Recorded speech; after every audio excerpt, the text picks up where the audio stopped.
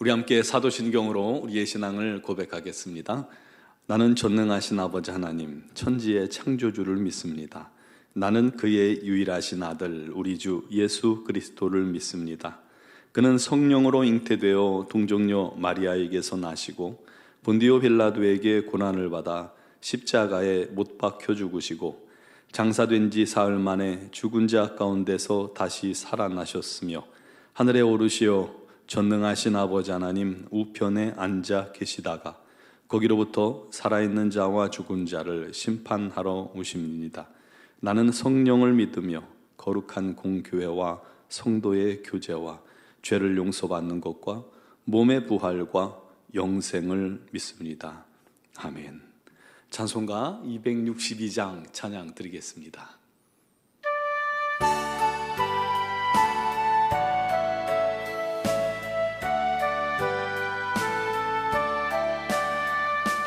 날 구원하신 예수님 영원히 찬송하겠네. 저 죄인 어서 주께 와 죄 사유하심 받으라. 구하라 주실 것이요 찾으라 얻을 것이라. 죄 중에 상한 영혼을 주 온전하게 하시네. 주리 죄로 인하여 피 흘려 죽으셨으니 주밖에 없는 사랑을 만 백성 알게 전하세. 주 예수 사랑 못 잊어 나 항상 눈물 흘리네. 이 세상 어디 가든지 나 주만 생각합니다. 목마른 자이 샘매와 영생의 물을 마시라. 내 주를 사랑한데도 늘 맘에 부족하도다. 아멘. 오늘 주신 하나님 말씀은 마가복음 2장 13절로 17절입니다. 마가복음 2장 13절로 17절을 봉독하겠습니다. 예수께서 다시 바닷가에 나가심에 큰 무리가 나왔거늘 예수께서 그들을 가르치시니라. 또 지나가시다가 알페오의 아들 레위가 세관에 앉아있는 것을 보시고 그에게 이르시되 나를 따르라 하시니 일어나 따르니라. 그의 집에 앉아 잡수실 때에 많은 세리와 죄인들이 예수와 그의 제자들과 함께 앉았으니 이는 그러한 사람들이 많이 있어서 예수를 따름이로라. 바리새인의 서기관들이 예수께서 죄인 및 세리들과 함께 잡수시는 것을 보고 그의 제자들에게 이르되 어찌하여 세리 및 죄인들과 함께 먹는가? 예수께서 들으시고 그들에게 이르시되 건강한 자에게는 의사가 쓸데없고 병든 자에게라야 쓸데있느니라. 나는 의인을 부르러 온 것이 아니요 죄인을 부르러 왔노라 하시니라. 아멘.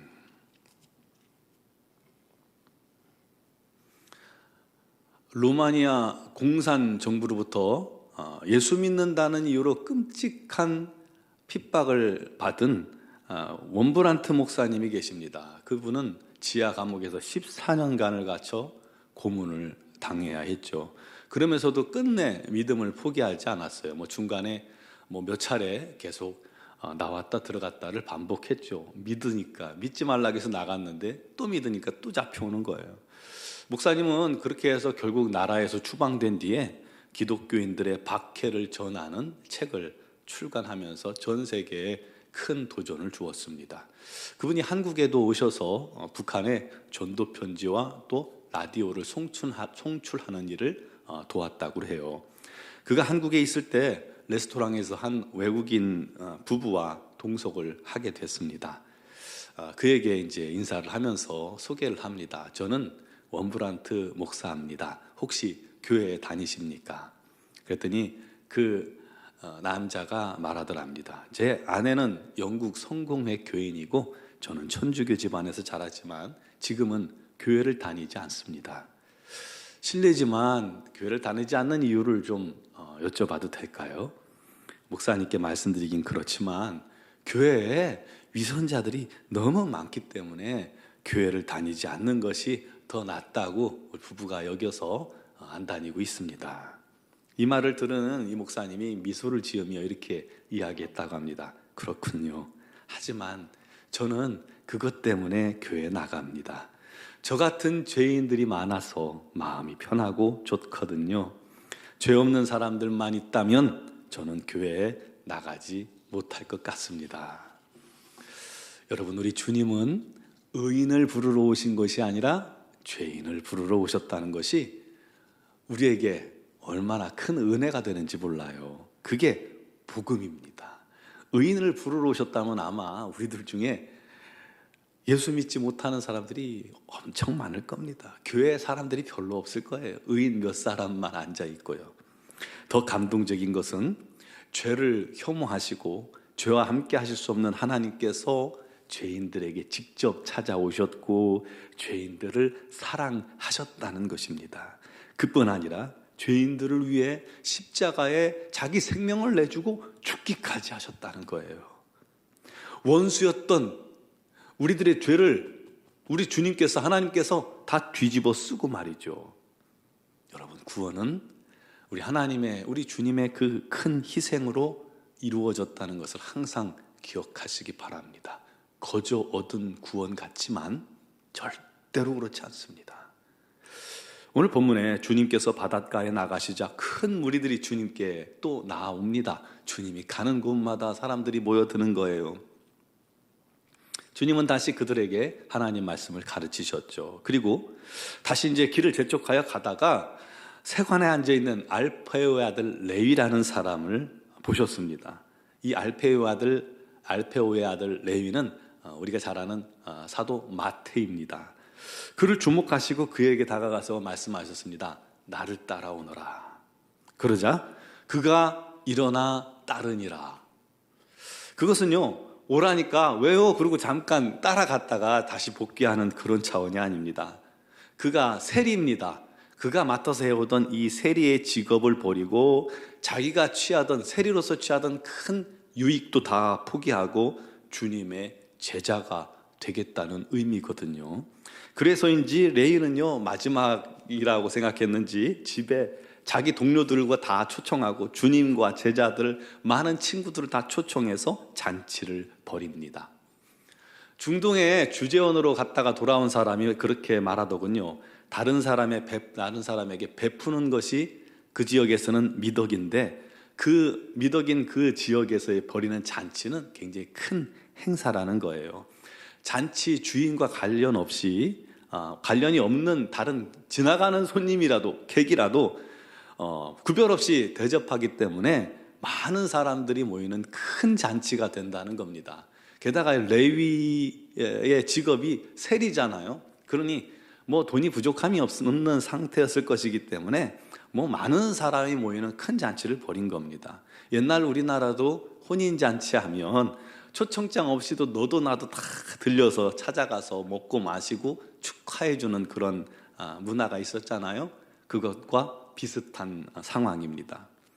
이 레위가 세리였죠. 당시 유대인들에게는 굉장히 미움받는 직업입니다. 아주 배척받고 죄인 취급받는 그런 직업이죠.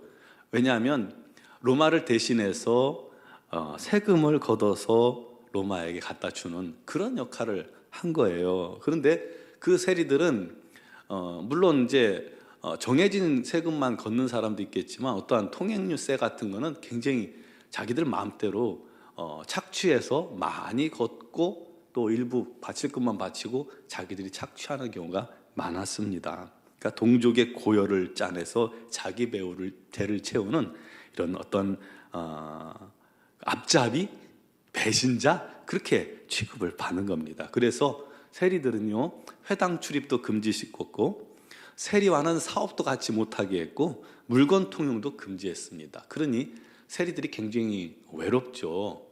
니고데모처럼 삭개오처럼 외로운 자리입니다. 그리고 갈시 받으니까 자기들끼리 이렇게 모이는 것이고요. 대신 힘도 있고 또 막대한 재산을 축적이 가능합니다. 그러니까 미움을 받아도 너도 나도 세리가 되고 싶어서 줄을 내고 서로 그 자리로 가려고 하는 선망의 직업이기도 했죠. 놀랍게도 그런 레위 마태에게 주님이 다가왔고 그를 제자로 부르신 것입니다. 여러분, 이 또한 은혜죠. 모든 사람들은 그를 외면하고 싫어하고 그가 어떤 사람이건 상관없이 그의 직업 자체로 그를 싫어했는데, 배척했는데 우리 주님은 그를 부르신 겁니다. 잔치에서도요, 소위 죄인들이 많이 참석하게 되었죠. 그래서 바리새인과 서기관들이 그 모습을 이렇게 지켜보고는 제자를 불러다가, 야, 너희 선생은 어찌하여 세리와 죄인들과 함께 먹느냐 따졌던 겁니다. 그때 그 이야기를 들은 주님께서 말씀하셨죠. 건강한 자에게는 의사가 쓸데없고 병든 자라야 쓸데있느니라.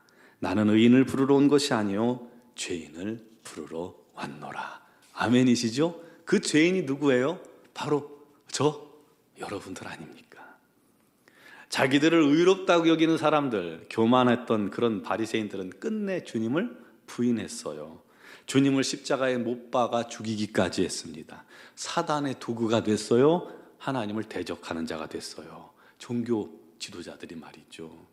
의롭다고 생각했던 바리새인의 기도는 우리 주님께서 책망하셨습니다. 그러나 주여 나는 죄인으로소이다 하며 고개도 못 들고 가슴을 치며 불쌍히 여겨달라고 기도하던 세리의 기도는 주님이 기뻐 받으셨습니다. 너무 중요합니다. 교만해서는 안 됩니다. 오늘날 한국교회 성도들의 최대 적은 교만입니다.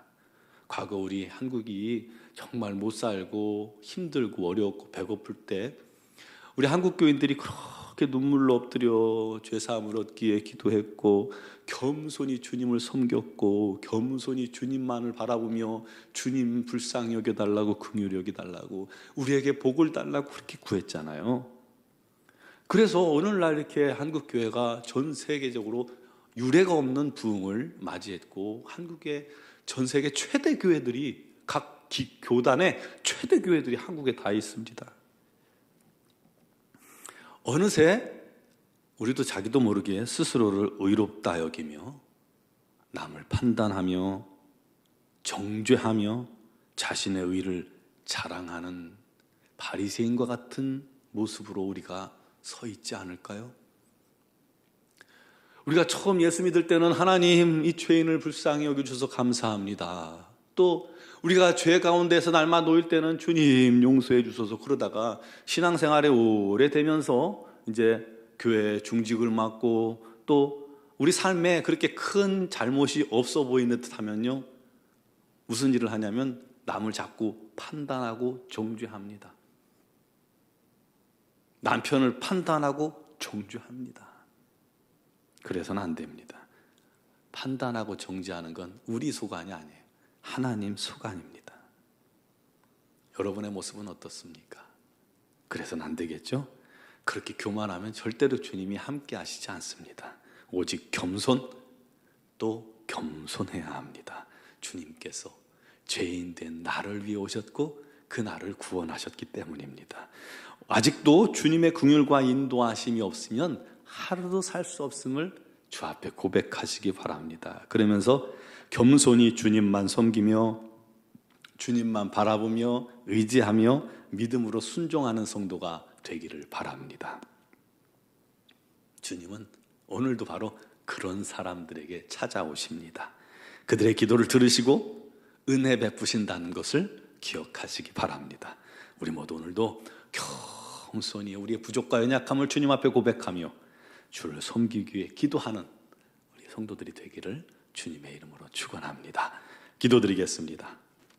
사랑하시는 아버지, 우리가 얼마나 부족하고 얼마나 연약한지, 얼마나 주님 보시기에 정말 하찮은지, 우리가 얼마나 미련한지 우리 자신을 명확히 똑똑히 볼 수 있게 하여 주옵소서. 허탄한 생각으로, 교만함으로 우리 자신을 높게 여기며 남보다 낮게 여기며 남을 판단하며 종주하는 어리석음 가운데 거하지 않게 하여 주옵소서. 죄인을 위해 이 땅에 오셔서 죽기까지 섬기신 그 주님을 죽기까지 우리가 본받게 하여 주시고 따르게 하여 주시옵소서.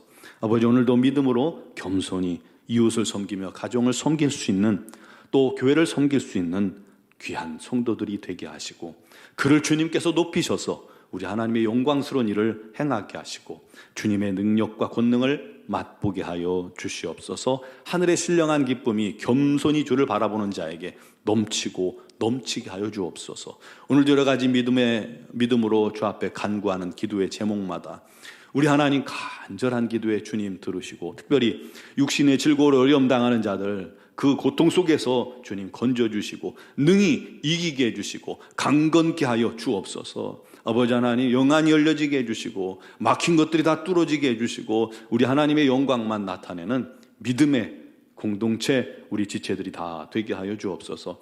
우리 논종함교회를 통해서 많은 영혼들이 주께 돌아와 구원받고 하나님의 자녀가 되어 기쁨으로 성장해 나가는 그러한 은혜 가득한 공동체가 되게 하여 주시옵소서. 우리의 자녀들을 우리 하나님께 맡기오니 주님께서 그들의 걸음걸음을 인도하여 주옵소서. 미얀마 양권 한인중앙교회를 주님 붙들어 주시고 우리 선교사님들에게 날마다 지혜와 능력과 권능으로 충만케 하여 주시고, 아버지 하나님 건강하게 하여 주시옵소서. 오늘도 믿음으로 주 앞에 나와 예배하는 사랑하는 모든 성도들을 주님께서 기억하시고 그 모든 간구의 기도를 들어주시옵소서. 영상을 통해 예배하며 주님께 간구하는 모든 영혼들에게도 우리 하나님의 놀랍고 크신 은혜가 단비와 같이 그 심령마다 부어지고 또 부어지게 하실 줄 믿사옵고 예수 그리스도의 이름으로 기도드리옵나이다. 아멘.